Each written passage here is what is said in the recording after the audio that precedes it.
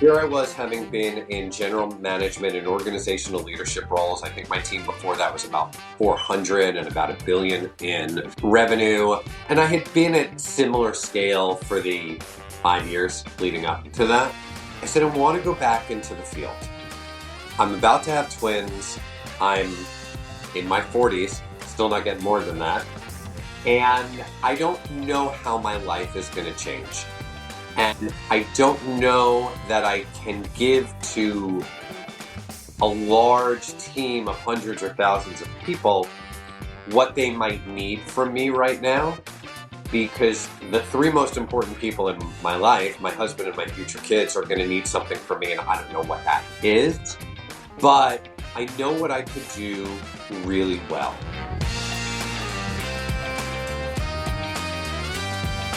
Hi, friends. Welcome to the Sales Enablement Podcast. I'm your host, Andy Paul. That was Eric Stine. Eric is the Chief Revenue Officer at Skillsoft. And this is one of these episodes where I had all these interesting topics lined up to talk about with Eric, including what does digital transformation mean for a seller and how to take digital transformation from a buzzword to a tangible journey for a salesperson. And I wanted to get into the buying experience and how to leverage technology to enable the consumer to personalize and control that experience. As it turned out, we had a really fascinating conversation about altogether different sales topics. You want to be sure to stick around and check this out. However, before you get to Eric, I want to remind you to subscribe to this podcast wherever you listen to it. And I want to remind you to check out my latest book, Sell Without Selling Out. It's a modern, human-centric framework for increasing your win rates and shortening decision cycles without reverting to the salesy behaviors that buyers hate. It's available everywhere you shop for books, online, and in stores. All right, let's jump into it with Eric. Eric, welcome to the show. Hi, Andy. Thank you so much for having me. I'm thrilled to be here. It's a pleasure to have you here. So tell us a little bit about you and what you do. Well, I am in my 40s, which is about as much as you're going to get out of me this early in the day. A couple of drinks in, I might give you more than that, but that's all you're getting. I think you're the first guest who's ever led with their age, so that's interesting. Well, it's only relevant in this context. I have twins that will be 6 at the end of the month. Yes. At the end of April. So that it either keeps my energy level high or my anxiety level high. Sometimes both. Well, so yeah, I mean, as a parent, I think that's sort of a constant anxiety, different types of anxiety at different ages. So yes. Everything with twins is doubly intense. So are they identical? No, they're fraternal, boy-girl twins. And, we've reached the age where, one goes in one direction, the other goes in the other direction. Oh, really? So we're now very, very grateful that, my husband and I thought about pulling the trigger on a third. Yeah. And for a variety of reasons, we decided not to. One of them was, when you have twins up front, you can't have 3 without 4 because twins are so tight, they're so close that if you have a third, the third is left out unless they get a playmate. Interesting. And so everybody who had twins early on advised us, if you're talking about 3, you're really talking about 4. And 4 felt like a deal breaker. 4 is a lot. I mean, I'm the youngest of 4, and yeah, I don't know how they did it. So. Yeah, when you're that close to like the Partridge Family, and unless somebody's backing up the bus with instruments to the house, we're not ready for it. Yeah. So that was one reason. Another was our age is our ages. But my sister gave me some really salient advice because she has 3. Okay. And her deal with my brother-in-law was she was 2 with an option on a third. He was 3 with an option on a fourth. So they kind of met in the middle at 3. But every weekend they are all over the place because everybody's in a different direction on a different thing. Oh, especially with sports teams, if they got different traveling soccer teams, for instance, as we experienced just with two, where they could be playing 90 minutes apart on a Saturday. I started my career in ERP software, and so my background is in complex logistics. But my sister used to say to me, unless you have some software that can figure out how to get three kids to three different places with two parents, two cars, Right. all at the same time, like that's the software you really need to solve for. That's what'll make you a billionaire. Oh, I just love this story. Is my ex-wife with our kids when they were really young. Probably both of them were like 3 and under, and we were getting out of a car. I remember in Oakland, California, and visiting some friends, and we had stopped to go shopping somewhere, and this beat cop walks by, and this is a guy like out of the movies, like Patrick O'Brien, Irish brogue, and he looks. We're sort of struggling the car seats out and so on. He's saying, "Yeah." He says, He asked us, we were, thinking about a third child. And I said, no, two seems sufficient. Look, we're struggling here. He says, that's good. Cause having 3 is like having 20. He says, if you can master 3, you're good to go as many as you want. So anyway, yeah. So I've got 2 kids, boy-girl twins. They'll be 6 at the end of the month. Congratulations. I have an 8.5-year-old dog. He's 9 pounds of terror. Yeah. He's like much on my mind today because he's having surgery tomorrow. Oh. Yeah. Hope he's going to be okay. I think so. Right. Yeah, but man's best friend. True. Just was reading about the cost of pet insurance over the weekend in the Wall Street Journal. My dog has better health insurance than I do. It's worth every penny. And I live in suburban Connecticut, just outside New York City, which is where I grew up. New York, town so nice they named it twice. I love New York City. I love to travel. I have been fortunate that my 20-plus year career has taken me to some of the most amazing places in the world and some really unexpected places that I have come to really love, like Western Nebraska and Central Mississippi, and places just that I never thought I would see. No, interesting. So Western Nebraska, because my take on Western Nebraska, having driven on the interstate across it several times, is not a lot there. Nope. I have been all the way from Omaha in the east out to the Sandhills, Ogallala, out in Western Nebraska. I've driven across the state numerous times. I have been fortunate enough to do work with some of Nebraska's great lieutenant governors and work at the UNICAM, and I have nothing but really happy memories of my time in Lincoln. I worked with the university. I have eaten at what I think is the only Indian restaurant for 1,000 miles in Lincoln, Nebraska. I've just been to some really unexpected places. Yeah, well, that's sort of the, for people who think that we can do everything virtually, which to a degree we can. But I think you would say that, then probably agree that there are things you do miss not being there in person. You do, and as I have started traveling again, and my travel schedule now is very much like it was 3 years ago. I mean, my calendar, if you were to look at my calendar, you would think it's 2019 all over again. In the now 9 months that I have been in this role, I've been to Europe 3 times. I've been 3 times in the last 6 months. I have been out of the country, I think, 7 times in the past 6 months and traveled extensively across the U.S. I love it. It brings a huge smile to my face. My last international trip before the pandemic, I traveled 39 hours round trip to spend 52 hours in Sydney, Australia, which was such a gift. I had the greatest experience. And I'm one of those people so I'm really disciplined. I am up at 5:30 in the morning wherever I am in the world. I wake up naturally. Mm-hmm.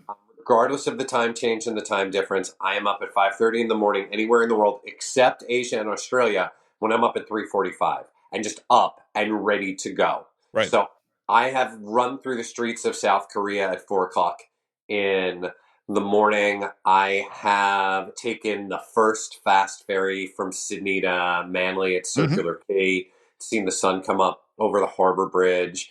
I've gone running through the wildlife park past the koala and the kangaroo. And I just feel really grateful to have this incredible career that takes me to all of these amazing people, all these amazing places, and experiencing all these people and all these cultures. I just feel really lucky for it. Yeah, I mean, I've similar, sold on every continent but Antarctica. Penguins don't buy much software. Yeah. Ran through Sydney, the streets of Sydney. It was dark. I used to have favorite. I used to spend a lot of time in Sydney, and one time I was running through the Royal Botanical Gardens, that's over adjacent to the Opera House, and coming around this corner, and it's early morning. It's like, it could have been before 6 o'clock. It was just starting to get light, and there's this huge flock of these, I think, large white parrots standing on the ground. Had to have been dozens of them. And I come around this corner, and I sort of stop because they're all across the running trail and the grass, and they all turn and look at me at the same time. And I'm like, okay, do I keep on going, or do I turn around and go back? Which I did. I have no idea. But I agree with you. Yeah, I mean, it's. So are you finding, travel just, I've had experiences, I said, all these different places that I would never possibly have had before. Met some incredibly interesting people and people doing different things with their lives, but sort of aspiring for the same things we're all aspiring for. Are you finding now that customers want people to come back and visit them? It depends. It definitely depends. But for the most part, yes. Many of our customers want that engagement, want to tell us about how things have changed, and in more cases, how things are still changing or uncertain or unsettled. They want to hear stories. What are other folks doing? How are we thinking about this problem? And I think we're going to be in for a fairly long period of transition. I feel like next is thinking about what next looks like. Mm-hmm. And so we're very much in sort of this hybrid 2.0 space, right, where everything has a feeling of uncertainty about it, and yet it's happening sort of again and again every day. And so it's sort of becoming what it is simply by its permanence. It's almost like this state of uncertainty that has a permanence to it just because of the passage of time. And folks are now starting to realize, okay, if this is what this is like, what could we be doing about it? What should we be doing about it? And what's so exciting are the organizations that have simply just put a stake in the ground and made a decision. In some cases for good, and in some cases it's not exactly working out, and they're being forced to rethink it. And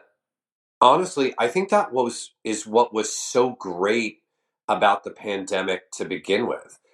Folks were forced to cope with a certain set of limitations that forced them to change everything about their decision-making protocol and how they did business, and it opened up the floodgates of decentralized decision-making and creative solutions and testing out what worked. And I think, if anything, sort of over the past year or so, everybody's gotten a little bit stale. And now we're in this whole new age of people trying new things again and figuring out what's working. It's bringing a lot of energy back for them. Yeah, I like that. And I agree. I think that there's been a tendency in the last year or two to say the way that it's changed, and we'll just take sales since the sales show, is that they want to sort of resort to blanket statements. Buyers don't want to talk to salespeople, or they don't want to see salespeople. It's like, well, that's not true, right? As there's a reason buyers want to talk to salespeople. It's to help them think differently about their problems in a way that, that internally their groupthink sort of prevents them from doing. They want these additional insights to help them make a better decision. So I'm going to let you in on one of my long-held secrets. Sure, please. And I'll keep it I just know between it's the just two you of and us. me, so it's not like thousands of people might hear this. Right, but I'm right. willing to take that risk. Yeah. Right? Buyers are people, it turns out. Shocking. And, wait, There's going to more. blow your mind now. Yeah. So are salespeople. Right. And it's funny because humans have this unquenchable desire for new information. Mm-hmm. And so if you show up with something of substance to say, if you are empathetic about solving a problem, and if you've developed a relationship rooted in trust, people are going to show up to see you. Mm-hmm. They're going to get on Zoom even though they really haven't done their hair, which Right. for me is never a problem because Right. nobody can see me. But without any hair, it's always done. Right. Certain advantages. But, if you've got something to say, if you care about helping solve a problem, and if they know they can rely on you to tell the truth, to say, I don't know, when you don't know, to get the answer, they are going to show up. And so the conversations that I've had the last 9 months, the ones that people are, before the workplace even open, willing to meet for coffee or lunch or in a park outside, for the ones who want to see you when you come to town, are the ones where it's really imperative that you show up with something to tell them. What should they be doing? What are their peers doing? What is working out there? How are folks managing to evolve past this moment in time with the acceptance that whatever they do may be preliminary, temporary, may change again, may not work out? And how do we build culture and community and trust in the workplace when we're bringing people back to something that may feel uncertain, right? Even if, as we discussed before, it starts to become permanent or semi-permanent, just because it's what we end up doing every day for a period of time. Let's talk about that specifically with your business. So tell us a little bit about your company and how the pandemic affected you and sort of what you see going forward. Sure. So my company, Skillsoft, where I am fortunate enough to lead our global field organization, sales, customer success, professional services, our pre-sales and go-to-market teams, business operations. We are one of the world's leading providers of professional digital learning. And the pandemic was a really interesting journey for us because a great deal of what we do remotely at scale. We provide learning solutions that deliver skills or reskill and upskill existing employees into the roles of the future. We are really a strategic workforce planning company that partners with organizations to understand where's your workforce today, where do you need your workforce to be, and how can you help the people that you have get there, or how can you provide the skills to people coming in the door for them to be successful in the roles that you need them to be.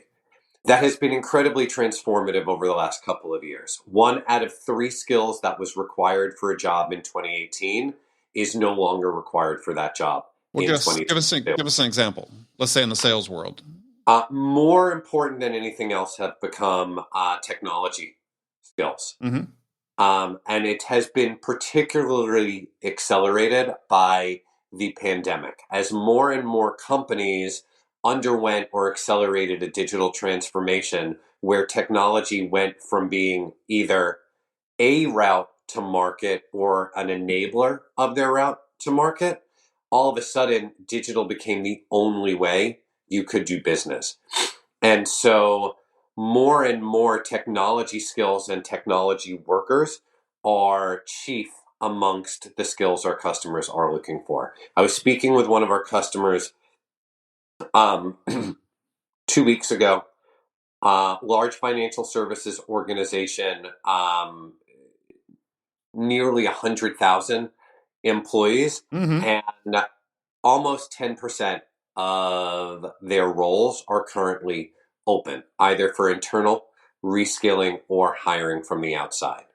Of the roles that they are hiring from the outside, more than 75% of them require technology skills. And part of what we shared with them were many other of our customers in the same industry with the same drivers have set up reskilling academies in partnership with us to look at individuals based on the role that they are currently in Mm-hmm. and the skills that are recorded and maintained either by management observation or by Right. completion of certification work, as well as the use of assessment technology. And we give you a picture of where each employee is starting from, right? Based on their role, their observed skills, and their assessment, where is this individual starting? And based on where they are starting, what roles that you need filled in your organization might they be suitable for with a certain amount of reskilling? And for each one of those options, what's the reskilling path for them?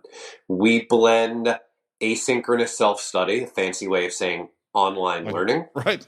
with live instruction, which is delivered digitally, just like you and I are talking now. We deliver thousands of courses online with a live instructor, including applied and practical knowledge labs, Mm-hmm. what are commonly called practice labs or challenge labs.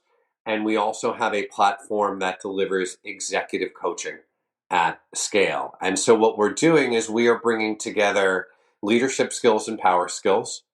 We are bringing together practical and applied knowledge that can be taught in a classroom or managed through project work with a cohort working together, and self-study into these academies that our customers use to develop talent at scale. That could be for a large class of people coming into a large systems integrator. Mm-hmm. That could be for a community of employees at a big bank or a government agency. That could be as part of the growth of an industrial manufacturer or a healthcare company or a life sciences company where there are certain underlying scientific skills that can now be augmented through the use of new technology. And so with companies, and you asked for an example, so I'll circle back and end with this.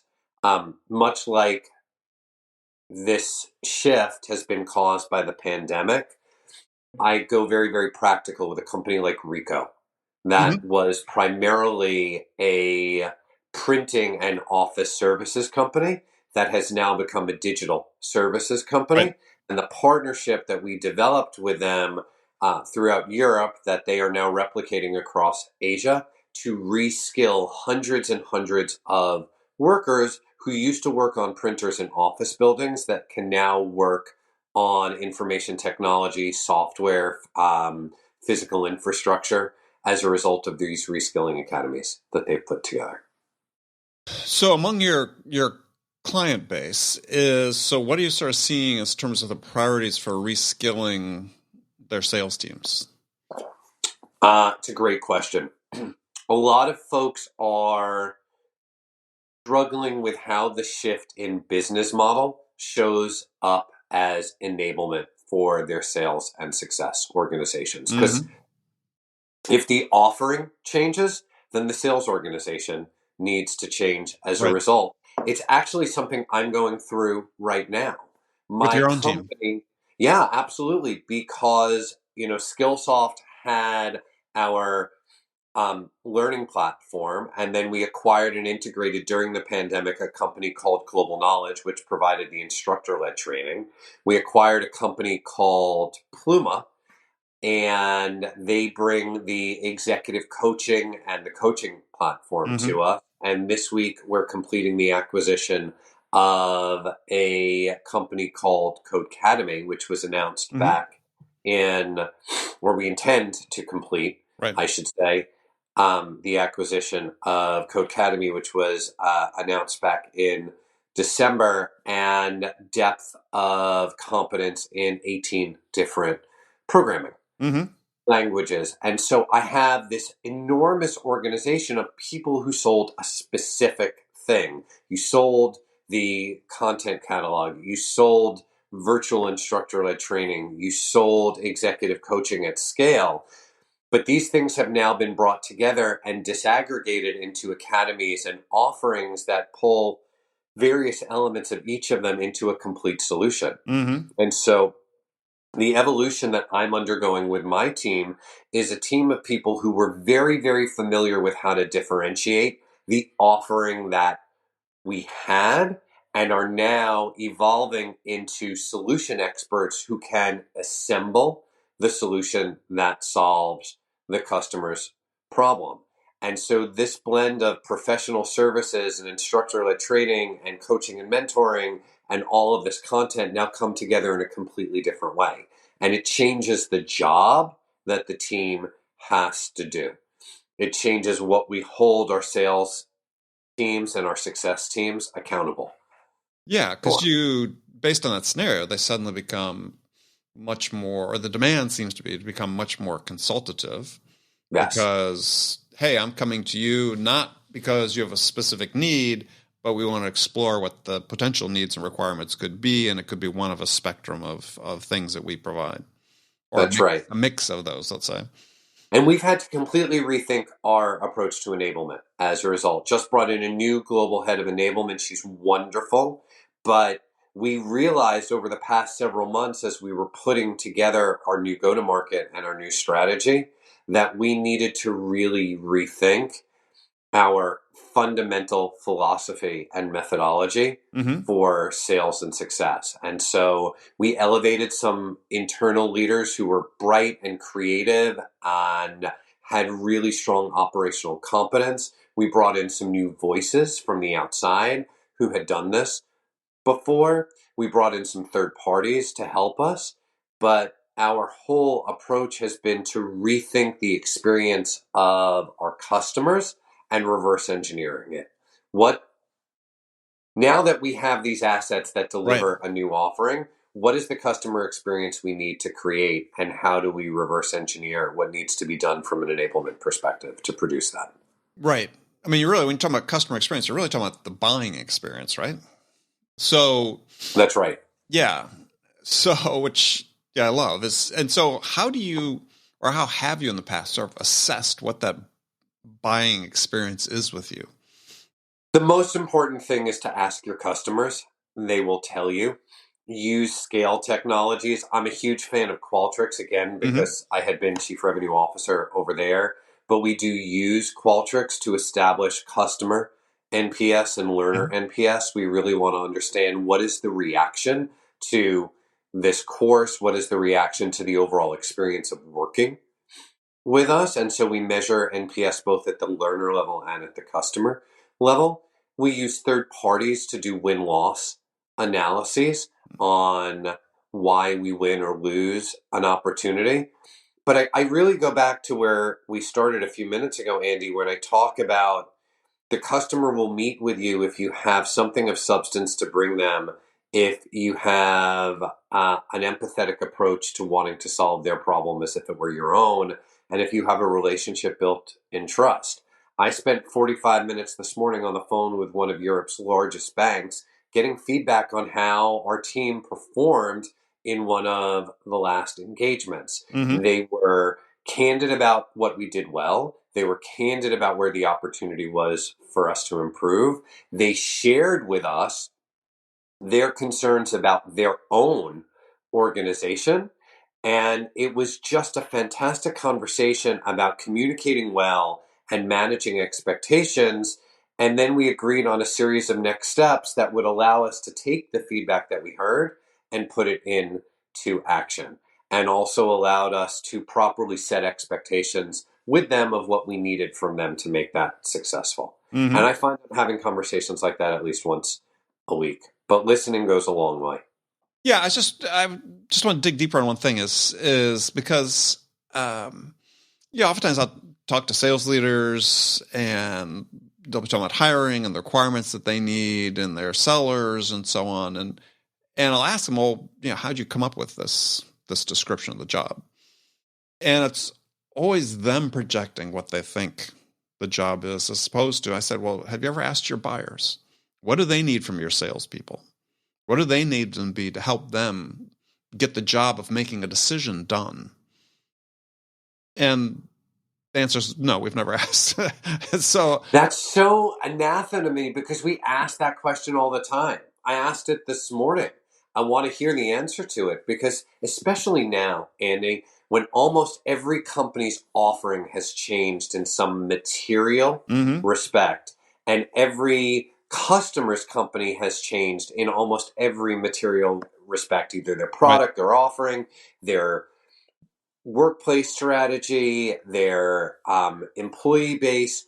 We should always be asking the question, what do you need from us? What are your expectations? How do we need to show up? Right.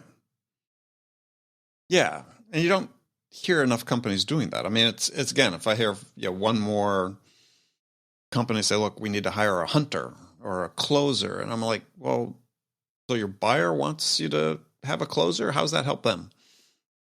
And it's like, it doesn't. It's like, yeah, what are you talking about? So what their look says, their blank look says. It's like, yeah, so what does the buyer need your salesperson to be? One of the best jobs I ever had was right when the twins were born. I had been on, I don't know, it was my third large organization in a row. And I had just been through I had just done a really big restructure, and I was a little emotionally replete. Mm-hmm. And I was about 2 months away from the twins being born, and I went to the president of the division. I said, I have this idea I want to pitch you, and I think it would be really valuable to you and really helpful to me. And I pitched her on this concept of almost like an executive in residence structure. I was like an executive level salesperson. Here I was, having been in general management and organizational leadership roles. I think my team before that was about 400 and about $1 billion in revenue. And I had been at similar scale for the 5 years leading up to that. I said, I want to go back into the field. I'm about to have twins. I'm in my 40s, still not getting more than that. And I don't know how my life is going to change. Right. And I don't know that I can give to a large team of hundreds or thousands of people what they might need from me right now. Because the three most important people in my life, my husband and my future kids, are going to need something from me, and I don't know what that is. Well, fair. But I know what I could do really well. And what I pitched her on was this idea of an executive level salesperson that worked with the captains of each industry. We're fortunate enough to have a very, very large customer base. A lot of the world's largest brands were customers or target prospects. I said, I want to go work with their executives. I want you to put me in any place where you've got a relationship with the CEO or the CFO or the CHRO or the CIO, whoever it is. And you would spend 20% of your time there if you had 20% of your time to spend with one customer. And I really want to understand, how should we be showing up differently? And I spent 2.5 years working with Nike, Boeing, Microsoft, Hyundai, Edison International. I worked with some of the greatest companies, PepsiCo, Verizon. I got to work with the executive teams of some of the greatest companies in the world. And I learned how we needed to show up as a company. And I did it by industry. Wait, Mm-hmm. it evolved that way. It wasn't Right. it was organic. It wasn't set out like that. But we basically did it for one customer in the industry like Edison, and then we repeated it for another one like Centerpoint. And in every case, we learned, we refined, we tuned it, but it worked. And that became the template for my next job, which was running the North America go-to-market at SAP, because I had that practical on the ground Mm-hmm. experience. I love my job. I have an incredible leadership team. I got to handpick each and every one of them, from those that I inherited to those that I brought in from the outside. I have 1,000 incredible people on my team who are passionate and engaged and really care about solving our customers' problems. But those 2.5 years that I got to spend directly in front of the customer changed me as an executive, because I not only got to see the role of the salesperson through the eyes of the customer executive and what they wanted and needed Mm-hmm. from us, but I also got to see the role of the sales executive on the ground. I got to Right. see what my people needed to do every day and how different it was from their current job. And I also got an education in what they were going to need from me. And so it was a really profound experience, not just as a leader, but as a sales professional, to understand what my customer, the salesperson who works for me, what they need and what their customer needs from them. And what were the big needs that perhaps were different than what you had thought? I'm going to bring it back to where I started. Substance. You have to show up knowing something. You Mm-hmm. have to have a different point of view, not just on what your product or service or solution or offering does. You have to have a point of view Mm-hmm. on why it matters, not just why it's different. It's not just about being differentiated. Mm-hmm. You need to understand why it matters. And that's a question of context, which leads to the next piece, which is about empathy, right? You have to care enough about solving the problem in front of you that you really need to listen and understand what is the problem the customer is trying to solve. Why is it so important that they solve it? What's the impact if they don't, or what's the impact Mm-hmm. of solving it partially or incorrectly? Right. And you have to be able to work your organization with enough network efficiency to solve it in the right way and explain it to the customer. And so substance and empathy are inseparable. Mm-hmm. And then the last is trust. I would not be able to lead this organization if the team didn't trust me and the leadership team to make the right decisions and do the right thing. Right. And now more than ever, that means transparent communication. Right. Being honest with people about what's going on and why it's happening, because we lack the water cooler in most cases. We're not back, or we're partially back, or we're hybrid back, or we're back Tuesday, Wednesday, Thursday, but you come in on Wednesday and I come in on. You have to be able to build community. And there is a very clear reason why the word community and the word communication share a common root word, Mm-hmm. um, because they are rooted in our ability to listen Right. to each other. And that means that you have to build a foundation of trust. That more than anything else is what our customers need from us, and what our sales teams and our success teams and our enablement teams and our pre-sales teams and our services teams need from us as leaders.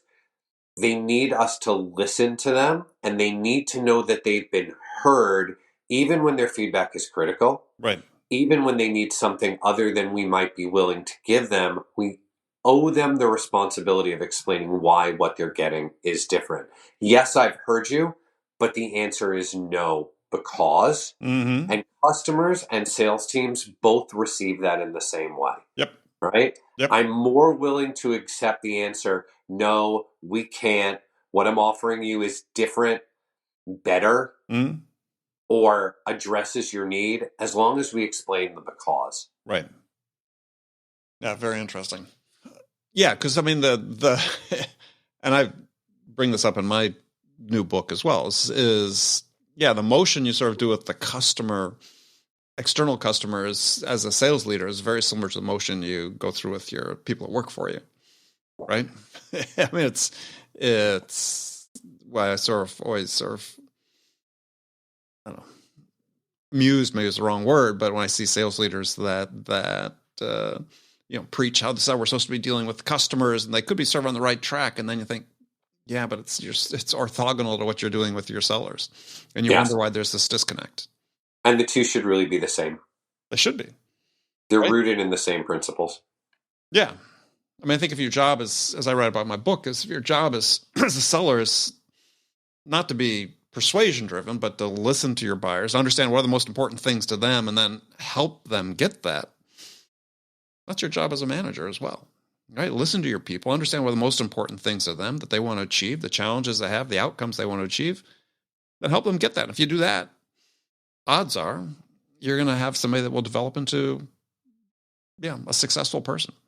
I'll tell you a quick story because it's very evocative of the way I see my role. My son is very bright, and both my parents were educators. Mm-hmm. It's part of the reason I have a passion for learning and technology that drives learning into the workforce experience in a meaningful way.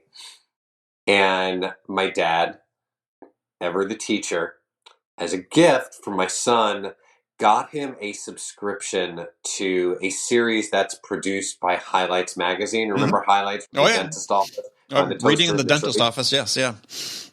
And they have this series that goes all around the world, and my kid is obsessed with other countries and maps. He has to be the only 6-year-old that knows the name of like 180 countries and can recognize their flag, which is just insane. Especially since the map has more countries on it now than it did when you and I grew up, because we were so culturally insensitive to, and it literally amazes me. And so this series goes around the world to a different country every month, and there's a mystery that the kid has to solve. Who did it? Mm-hmm. What did they steal? It's almost always a theft, and where is it hidden? And there are 15 different puzzles. It's a process of elimination. You get 6 choices of villains and 6 locations and 6 items, and you have to eliminate one in each round until you get to the one that's left. So 15 puzzles a month. And my kid blows through it in 2 or 3 days. But we found out after the first or second, he was so impatient, he was so excited about getting to the answer that he was looking at the answers in the back of the book. So now when it comes, you tear that out. Scissors, I tear them out. That's right. I get the scissors, I cut them out, I put them in an envelope, I hide them from him so that he has to do the puzzles. But his skill level is variable depending on the puzzle. And he sort of needs to know someone is watching. So we do it together. But my approach to it is very, very much my approach to selling and my approach to leading, which is I'm not going to give you the answer. My job as a problem solver is to give you the tools that you need at your level of scale and capacity to solve the problem. And so for my kid, that means sitting with him and making sure he knows how to interpret the information. And so if the game comes with a guidebook that says, it asks a question and tells you the answer can be found if you read this section, then I sit there and I make him read the section. And if he doesn't get it, then I say, okay, read it out loud. Now, but I won't do the work for him. And I think all of us as leaders and all of us as sellers just need to remember that we enable problem solving at scale. We have to care about the customer's ability to solve the problem, but the relationship is really about giving them the right tools to solve the problem and to not necessarily solve it for them, because otherwise then you've got the wrong accountability structure in the relationship. If I've done my job, I've given you all the right tools to efficiently and effectively solve the problem and get the best result without solving it for you. I agree. Great answer. Thank you. So unfortunately, we've run out of time, but I really enjoyed the conversation. If people want to connect with you, what's the best way to do that? Always, always, always on LinkedIn. I love it. I love it as a platform, and my contact information is in there, so you can always reach me either by engaging with me on LinkedIn, sending me a private message, or emailing me. The email's available in my contact file. Perfect. Eric, thank you so much. Andy, thank you for having me. I That was my enjoyed it guest. thoroughly. Yeah. Thanks. Have a great day. Okay, friends, that's it for this episode. First of all, I want to thank you for taking the time to listen. I'm so grateful for your support of the show. And I want to thank my guest, Eric Stine, for sharing his insights with us today. If you enjoyed this episode, please subscribe to this podcast, Sales Enablement with Andy Paul, on iTunes, Spotify, or wherever you listen to podcasts. So thank you for your help, and thank you so much for investing your time with me today. Until next time, I'm your host, Andy Paul. Good selling, everyone.